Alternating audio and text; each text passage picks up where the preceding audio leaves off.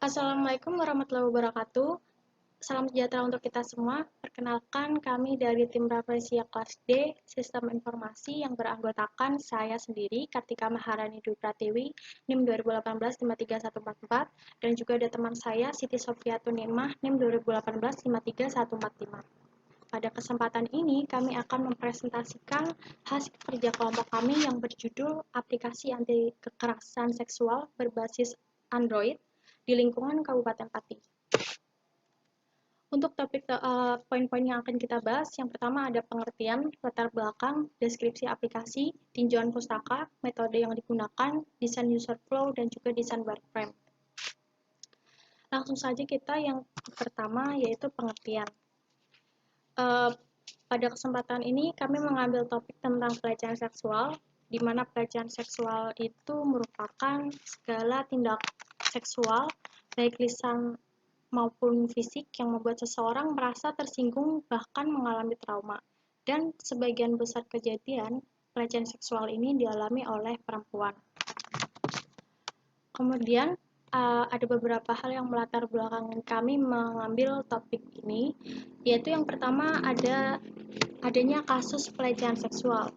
Menurut WHO, World Health Organization, dari tahun 2000 hingga 2018 terdapat 736 juta perempuan mengaku pernah mengalami tindak pelecehan seksual. Data tersebut sebagian besar bersumber dari pengaduan korban, baik ke Komnas Perempuan secara langsung atau melalui lembaga negara maupun organisasi yang mendampingi korban. Kemudian, berdasarkan data Dinas Sosial Pemberdayaan Perempuan, Perlindungan Anak, dan Keluarga Berencana Kabupaten Pati, ada 8 kekerasan terhadap perempuan pada kurun waktu bulan Januari hingga November. Tapi masih banyak juga kasus yang tidak tercatat. Kemudian selanjutnya yaitu kurangnya kewaspadaan. Sampai saat ini banyak orang yang masih meremehkan pentingnya kewaspadaan terhadap pelecehan seksual. Bahkan mungkin ada yang tidak sadar bahwa dirinya sudah dilecehkan. Kemudian yang ketiga yaitu belum ada teknologi yang berkenaan dengan pelecehan seksual. Khususnya di Kabupaten Pati, belum ada perhatian khusus dari pemerintah untuk menangani pelecehan seksual yang berbasis teknologi.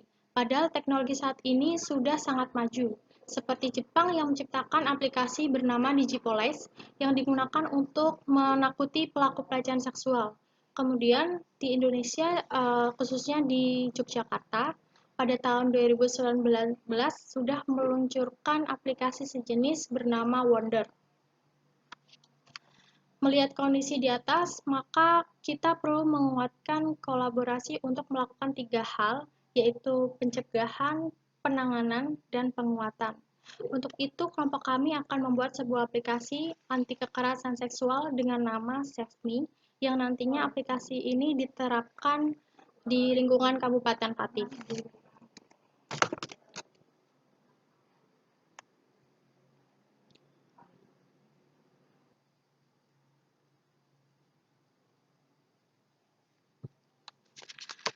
Kemudian apa sih yang dimaksud dengan aplikasi SafeMe itu sendiri? Dalam bahasa Indonesia, SafeMe berarti lindungi aku. Jadi aplikasi SafeMe ini merupakan suatu aplikasi anti pelecehan seksual berbasis Android, di mana aplikasi ini dilengkapi dengan fitur-fitur alarm darurat, konsultasi dengan psikolog berpendidikan minimal S1 secara gratis, kemudian ada Sherlock otomatis saat menekan alarm darurat. Kemudian untuk manfaat dari aplikasi ini, yaitu yang pertama dapat meminimalisir terjadinya kekerasan seksual, kedua membantu korban kekerasan seksual dalam mengatasi trauma, yang ketiga mendorong korban untuk berani melaporkan kejadian pelecehan seksual yang dialami kepada pihak berwajib. Kemudian yang keempat meningkatkan kesadaran dan kepedulian masyarakat tentang pentingnya melindungi dan menghormati perempuan. Kemudian yang terakhir, membuat pelaku kekerasan seksual takut dalam melancarkan aksinya di lingkungan Kabupaten Pati. Oke, selanjutnya di sini saya akan melanjutkan presentasi mengenai tentang tinjauan pustaka yang kami ambil dalam studi kasusnya. Dalam proyek perancangan prototipe Android aplikasi anti kekerasan ini yang bernama SafeMe, Kami memanfaatkan beberapa tinjauan pustaka mengenai memanfaatkan teknologi, diantaranya seperti Location Based Service atau LBS, lalu yang kedua mengenai Google Maps API, serta tentunya juga menggunakan Android Development Tools. Nah, pengertian dari Location Based Service sendiri yaitu merupakan sebuah servis atau pelayanan untuk memberikan informasi sesuai lokasi kita berada, atau bisa diartikan layanan yang bereaksi aktif terhadap perubahan entitas posisi sehingga mampu mendeteksi letak objek. Nah, pada location based service ini nantinya akan terhubung pada Google Maps API, yang dimana Google Maps API ini merupakan suatu peta dunia yang dapat kita gunakan untuk melihat suatu daerah. Dengan kata lain, Google Maps merupakan suatu peta yang dapat dilihat dengan menggunakan suatu browser. Nah, tentunya di sini dalam memanfaatkan teknologi, tidak ketinggalan juga kita memanfaatkan mengenai dari Android Development Tools, yaitu karena di sini studi kasusnya atau proyek tugasnya mengenai program aplikasi Android. Nah, di sini yang selanjutnya mengenai tentang pembahasan metode atau alur dari pengembangan prototipe aplikasi ini. Yang dimana alur dari metode pengembangan proyek aplikasi ini, yang pertama dimulai dari pengumpulan data, kemudian dilanjutkan dengan analisa kebutuhan untuk menentukan rencana desain yang nantinya akan diterapkan. Lalu proses pembuatan desain, yaitu membangun prototipe. Di sini prototipenya dibagi menjadi dua. Yang pertama membangun desain user flow, kemudian dilanjutkan dengan desain wireframe.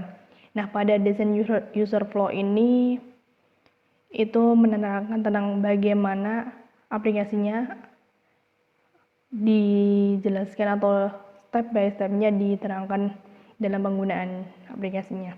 Kemudian jika user flow-nya sudah terpenuhi dan tidak ada revisi lagi, lanjut pada tahap prototype dengan desain wireframe yang nantinya akan dipresentasikan. Nah, yang selanjutnya di sini mengenai rancangan desain, yang dimana ini merupakan alur prototype dari user flow. Di sini saya akan menjelaskan alur dari prototype user flow-nya. Nah, ini merupakan tampilan dari user flow aplikasi SafeMe yang kami buat. Di sini saya menggunakan perancangannya dengan bantuan dari aplikasi web atau aplikasi berbasis online. Di sini ada aplikasi namanya whimsical.com. Nah, di sini saya telah membuat beberapa prototipenya pada user flow. Yang pertama ini ada menu awalnya. Menu awalnya terdiri dari beberapa desain, nanti ada desain logo, ada teks, dan ada button masuk sama daftar. Pada button masuk ini apabila diklik maka akan lanjut kepada halaman untuk kita login, mengisikan username sama password untuk masuk ke dalam aplikasi.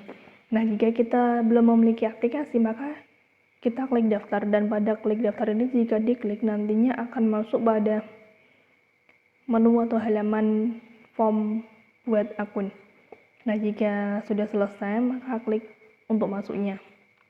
Apabila sudah berhasil masuk pada aplikasi, ini akan halaman pertama yang ditampilkan dari aplikasi yaitu mengenai button atau mengenai tombol usir.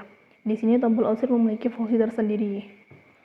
Dan apabila tombol usir ini kita klik maka akan lanjut pada notifikasi yang akan dikirimkan pada pengguna-pengguna aplikasinya.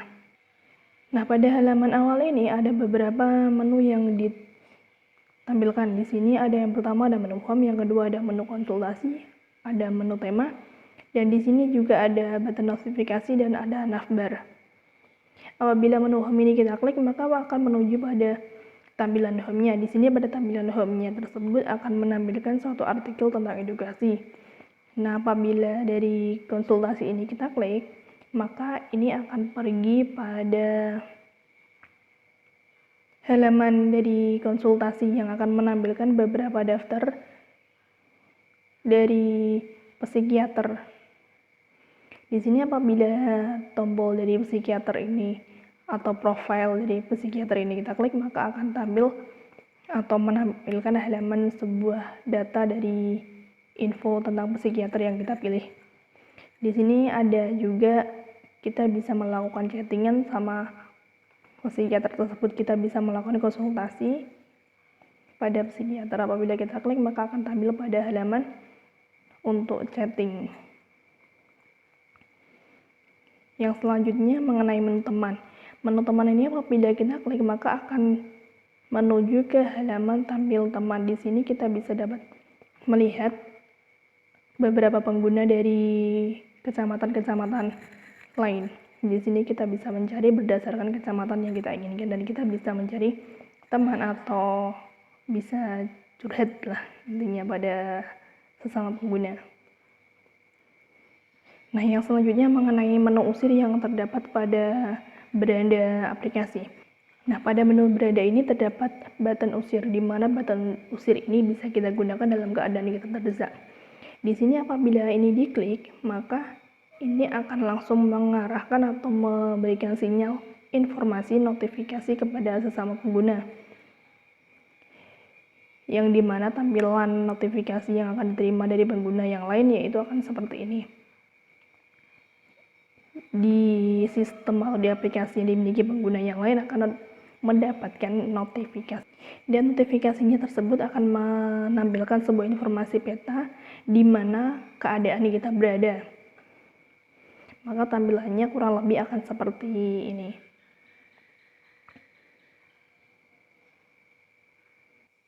Dan yang selanjutnya di sini ada menu navbar. Di sini menu navbarnya jika kita klik akan langsung menuju pada tampilan seperti ini. Di sini akan menampilkan beberapa pilihan yaitu profile, langsung ada pengaturan, ada logout dari aplikasi. Apabila kita klik pada menu profile, maka tampilannya akan seperti ini. Di sini akan menampilkan informasi tentang profil dari pengguna. Kita bisa melihat profil kita dalam aplikasi tersebut. Di sini akan ada menginfokan mengenai nama, umur atau jenis kelamin sesuai dengan yang kita inputkan pada waktu pendaftaran. Nah, ini merupakan beberapa user flow yang kami susun, yang kami buat dalam tugas proyek akhir ini dengan aplikasi berjudul SafeMe.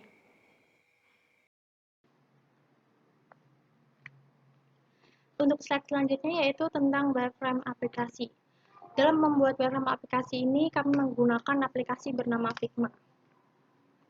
Berikut merupakan screenshotan dari aplikasi Figma. Jadi ini merupakan aplikasi bernama SafeMe, di mana ketika kita mengklik aplikasi tersebut, maka muncul tampilan seperti ini, berisi tentang logo dan juga nama aplikasi yaitu SafeMe. Kemudian memproses, kemudian kita harus memasukkan username dan juga password ketika kita sudah membuka akun.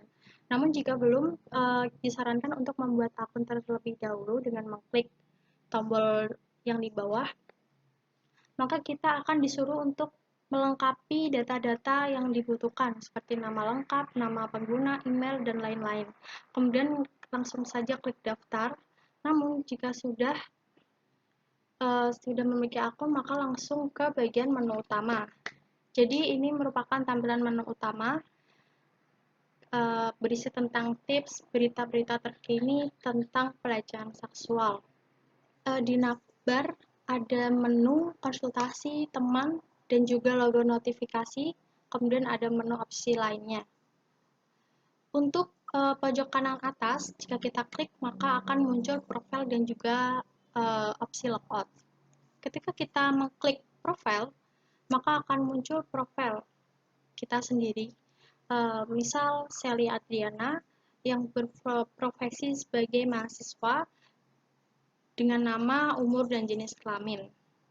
Untuk identitas privasi yang kita tampilkan sangat sedikit terkait dengan privasi yang dijaga keamanannya.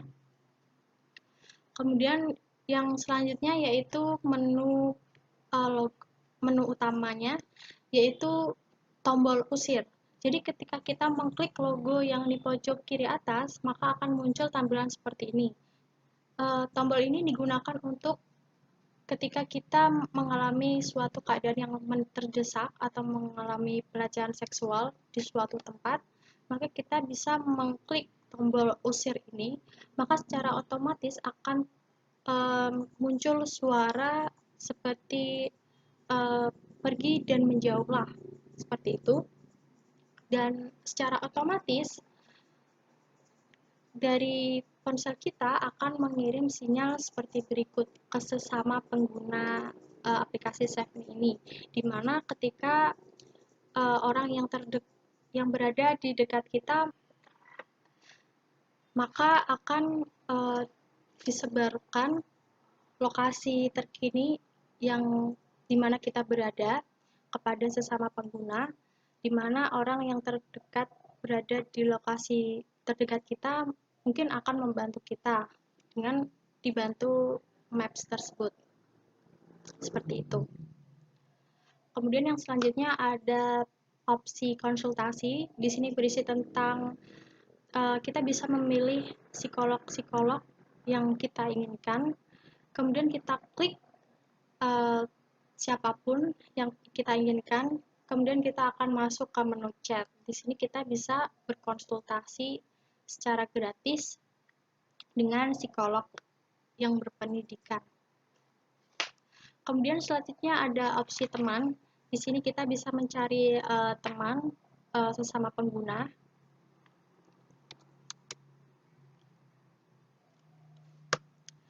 Demikianlah wireframe aplikasi ini.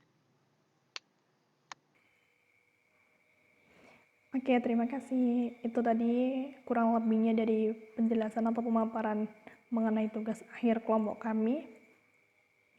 Kurang lebihnya mohon maaf atas kekurangan yang ada karena masih dalam tahap belajar. Semoga tugas ini bisa memenuhi kriteria dari kami. Wassalamualaikum warahmatullahi wabarakatuh.